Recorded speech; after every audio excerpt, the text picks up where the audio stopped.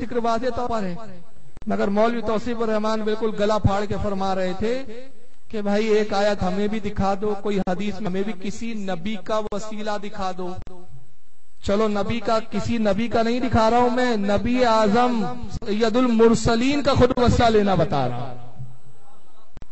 یہ حدیث وہابیوں کی نظر سے کیوں نہیں گزری پتہ نہیں مجھے، حالانکہ رسول اللہ صلی اللہ علیہ وسلم کو وسیلے کی ضرورت نہیں، حضور انبیاء کا بھی وسیلہ ہے اور تمام امتوں کا بھی وسیلہ ہے نا، مگر نبی نے وسیلہ طلب کیا، کیوں کیا؟ تاکہ ہم امتیوں کو اس سے سبق ملے اور ہمارے لیے تعلیم ہو جائے۔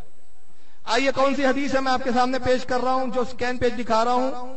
یہ کتاب کا نام ہے وفاء الوفا، پھر یہ حدیث کن کن کتابوں میں ہے وہ کتابوں کے حوالے بھی پیش کیے جائیں گے انشاءاللہ۔ وفاء الوفا حضرت امام سمہودی رحمت اللہ علیہ کی، جن کا پورا نام امام نور الدین علی بن احمد سمہودی، متوفا 911 ہجری، 911 میں ان کا انتقال ہوا۔ 911 میں جن کا وصال ہوا تو اس وقت اعلی حضرت پیدا ہوئے تھے نہیں ہوئے تھے نا، تو اس کا مطلب یہ وسیلے والا عقیدہ کوئی بریلی کا عقیدہ ہے کہ مسلمانوں کا، کل مسلمانوں کا عقیدہ ہے؟ سب کا عقیدہ ہے، صالحین کا عقیدہ ہے، اور جو صالحین کا عقیدہ ہے وہی بریلی کا عقیدہ ہے۔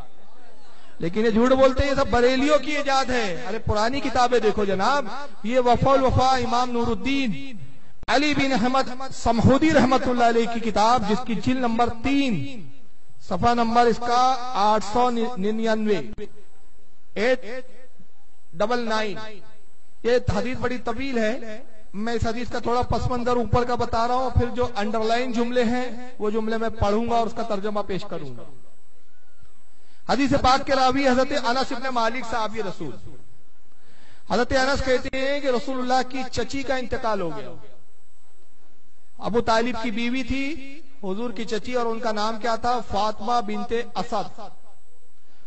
اور حضور کے دادا اور حضور کی والدہ کے وصال کے بعد ابو طالب نے چونکہ حضور کو پالا تھا، چچا کی اور چچی کی پرورش میں آئے، تو چچی حضور سے اتنی محبت کرتی تھی جیسے ایک ماں کرتی ہے، تو رسول اللہ اپنی چچی حضرت فاطمہ بنت اسد کو، جو حضرت علی کی ماں تھی، حضرت علی کی والدہ تھی اور حضرت فاطمہ کی ساس تھی، ابو طالب کی بیوی تھی، حضور کی سگی چچی تھی، اتنی محبت کرتے تھے نبی پاک صلی اللہ علیہ وسلم ان سے کہ محبت میں چچی نہیں کہتے تھے بلکہ ماں کہا کرتے تھے، ماں فرمایا کرتے تھے۔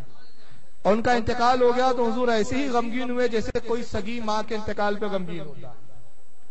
حضرت انس فرماتے کہ حضور نے قبر کھودنے کا حکم دیا، چنانچہ 3 لوگوں نے مل کر قبر کھودی حضرت فاطمہ بنت اسد کے لیے، جس میں ایک تھے حضرت ابو ایوب انصاری، دوسرے تھے حضرت اسامہ ابن زید، اور تیسرے حضرت عمر رضی اللہ تعالیٰ عنہ کے آزاد کردہ غلام تھے۔ ان 3 لوگوں نے مل کر قبر کھودی۔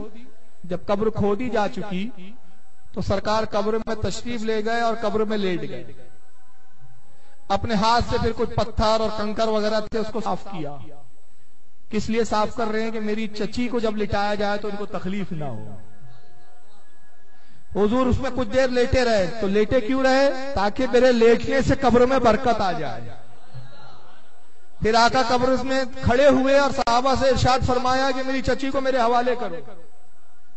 صحابہ اکرام نے حضور صلی اللہ علیہ وسلم کی چچی کو جس طرح میت قبر میں ڈالی جاتی ہے کپڑے کے ذریعے، اس طرح سے دیا۔ حضور نے اپنے دستے مبارک پہ لیا اور بڑی نرمی کے ساتھ اپنی چچی کو قبر میں رکھا۔ حضور کی آنکھوں میں آنسو تھے۔ سرکار قبر کے باہر تشریف لائے، پھر اپنے ہاتھوں کو اٹھایا اور یہ دعا فرمائی۔ اب وہ دعا آپ کو مانیٹر پہ دکھیں گے، دکھائیے ذرا۔ اب ریڈ پین میں جو نشان لگا ہے وہی میں حصہ پڑھ رہا ہوں جو دعا کا حصہ۔ ثم قال، اور پھر حضور نے یہ دعا فرمائی۔ کیا دعا کی؟ اللہ الذی یحیی و یمیت وہو حی لا یموت۔ عرض کیا ہے رب کائنات، بے شک تو ہی زندہ ہے، اللہ ہی زندگی اور موت دیتا ہے، اللہ ہی زندگی کا عطا کرنے والا، اللہ ہی موت کو عطا کرتا ہے، اور وہ زندہ ہے، اسے موت نہیں۔ سب کو موت ہے لیکن اللہ کو موت نہیں ہے۔ اے رب کائنات تجھے موت نہیں ہے، تو ہی زندگی عطا کرتا ہے، تو ہی موت دیتا ہے۔ اغفر لے امی فاطمہ بنت اسد، اے پروردگار میری ماں فاطمہ بنت اسد کی بخشش فرما۔ ماں کہا اپنی چچی کو یہاں، اے پروردگار میری ماں فاطمہ بنت اسد کی بخشش فرما۔ اب کیسے فرما؟ وَوَسِّعَ عَلَيْهَا مَدْخَلَهَا، اور میری ماں کی قبر کو حد نگاہ تک وسیع کر دے، جہاں تک نگاہ جائے قبر کو کشادہ فرما دے، بڑی فرما دے، بے حق نبی کا وَالْأَنْبِيَاءِ الَّذِينَ مِنْ قَبْلِكَ، تجھے میں واسطہ دیتا ہوں تیرے نبی کا اور مجھ سے جو پہلے نبی گزرے ان کا بھی وسیلہ پیش کرتا۔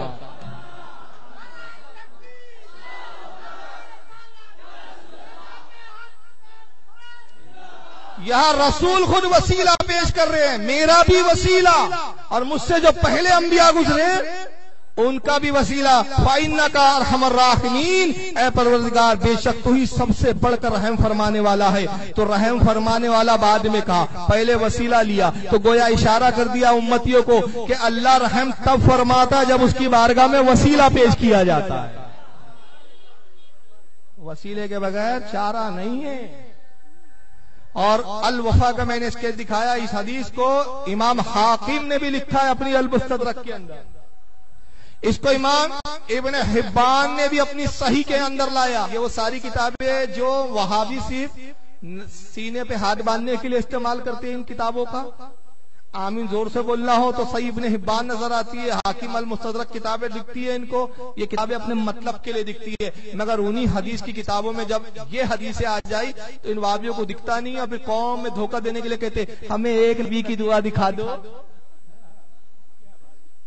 اب تمہاری آنکھوں کی بینائی کمزور ہے تو ہم کیا کریں؟ اس لیے تو ہم کہتے ہیں بریلی کا سرما بھی لگاؤ یا بریلی کا چشمہ بھی لگاؤ تو کچھ تمہیں حدیثیں دکھے۔ اس کو امام حاکم نے بھی لکھا المستدرک میں، امام ابن حبان نے صحیح میں لکھا۔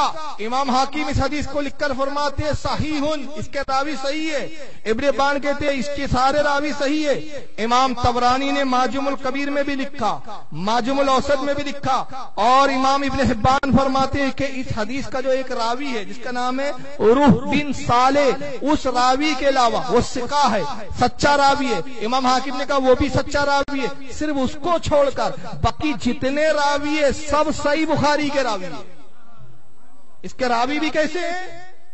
سب صحیح بخاری کے، جو امام بخاری نے جن راویوں کو اپنی صحیح بخاری میں لایا وہ بخاری کے۔ تو یہ حدیث ان کو نظر نہیں آ رہی ہے بیچاروں کو۔ آئیے ایک بڑی مشہور کتاب میں آپ کے سامنے پیش کر رہا ہوں جس کا نام آپ نے بہت بار سنا ہوگا۔ کتاب کا نام کیا ہے؟ مشکات۔ اب مشکات شریف کس نے نہیں سنا یار؟ کون سا واعظ ہے جس میں مقرر مشکات کا نام نہ لیتا ہو؟ کون سا مدرسہ ہے جہاں مشکات نہیں پڑھائی جاتی ہو؟ تو پتہ چلا توصیف الرحمان نے اس مدرسے میں پڑھا جہاں کچھ پڑھایا ہی نہیں جاتا تھا، اس لیے وہ بیچارے باہر نکل کے رہے۔ اللہ کے رسول کی نبی کی ایک روایت، ایک حدیث ہمیں بھی دکھا دو وسیلے والی۔ چلو میں دکھاتا ہوں آپ کو۔ مشکات کی جلد نمبر 4 ہے، صفحہ نمبر 188، کتاب الرقاق، حدیث نمبر 5247، حدیث نمبر 5247۔ اب بڑی ہو کر یہ حدیث آپ کے سامنے آ گئی ہے۔ صاحب مشکات کہتے ہیں وعن امیہ بن خالد بن عبداللہ بن اسید، اس کو روایت کیا امیہ بن خالد بن عبداللہ اسید رضی اللہ تعالی عنہم نے، عن النبی صلی اللہ علیہ وسلم، اور وہ روایت کرتے رسول اللہ سے کہ رسول اللہ سے یہ روایت ہے انہو کانا یستفتح بسعالک المہاجرین، کہتے ہیں کہ نبی پاک سے یہ مروی ہے کہ جب حضور جنگ میں ہوتے تو آپ جنگ میں فقراء مہاجرین کے وسیلے سے فتح کی دعا کیا کرتے تھے، فتح مانگا کرتے تھے۔ کس کے وسیلے سے؟ فقراء مہاجرین۔ اب مہاجرین کون تھے؟ ایک ایک لفظ سن دیا، فقراء کیا تھے، مہاجرین کیا تھے؟ مہاجرین وہ صحابی تھے جنہوں نے مکہ سے ہجرت کر کے مدینے کو اختیار کیا تھا، اور فقراء اس لیے سے کہ اتنے غریب اور مسکین تھے کہ ایک لباس کے علاوہ دوسرا لباس پہننے کے لیے نہیں ہوتا تھا۔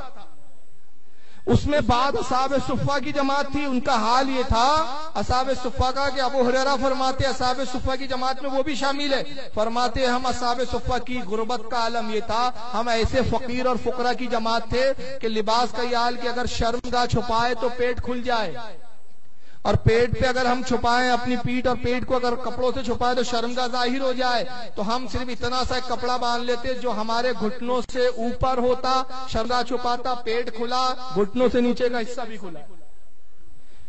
اور اسی کو ہمارے یہاں کہا جاتا ہے فقراء کی جماعت. اولیاء میں ایسی بھی جماعتیں ہوتی ہے جس کو کلندر کہا ہے، جو ایک لنگی اور ایک لباس میں زندگی گزار دیتے ہیں.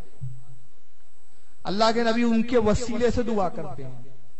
اور یہ تو مشکات میں یہی لفظ آئے صرف کہ حضور فقراء مہاجرین کے وسیلے سے فتح کی دعا مانگا کرتے تھے. اس کی شرح میں ملا علی قاری کا کیا فرماتے ذرا آئیے کہ دعا کیسے ہوتی تھی. یہ ملا علی قاری کی شرح مشکات، مرقات شرح مشکات بڑی مشہور کتاب ہے ان کی، کئی جلدوں میں. اس کی جلد نمبر 5 صفحہ نمبر 61 پر ملا علی قاری روایت یوں کرتے ہیں، وقال ابن الملک، کہتے ہیں ابن الملک سے یہ روایت ہے، وہ کہتے ہیں میں یقول، اللہ کے نبی یوں دعا کرتے، حضور کے الفاظ دعا کے یوں ہوتے، یوں آپ عرض کرتے، اللہم انصرنا علی الاعداء بحق عبادک الفقراء المہاجرین. اللہ کے نبی یوں دعا کرتے، اے اللہ ہمیں دشمنوں پر فتح اور مدد عطا فرما، واسطہ تجھے تیرے فقراء مہاجرین بندوں کا، تیرے فقراء مہاجرین بندوں کا واسطہ، ان کا وسیلہ کہ ان دشمنوں پہ ہم کو فتح عطا فرما. اب ذرا تصور کیجئے جنگ کا ماحول کیا ہوتا ہے. بہت سخت ہوتا ہے، جان پہ بنی آتی ہے، دشمن حاوی ہو رہا ہے. دشمن حاوی ہونے کا مطلب آپ کی موت قریب. اب موت سامنے، اس سے زیادہ سخت اور دشوار کوئی مرحلہ ہو سکتا ہے؟ نہیں ہو سکتا ہے. آقا اس سخت مرحلے میں وسیلے سے دعا کر کے بتا رہے ہیں، امت کو تعلیم دے رہے ہیں کہ جب تم پر مشکل وقت آئے تو تمہاری دعا تبھی مشکل وقتوں میں قبول ہوں گی جب تم وسیلہ پیش کرو گے.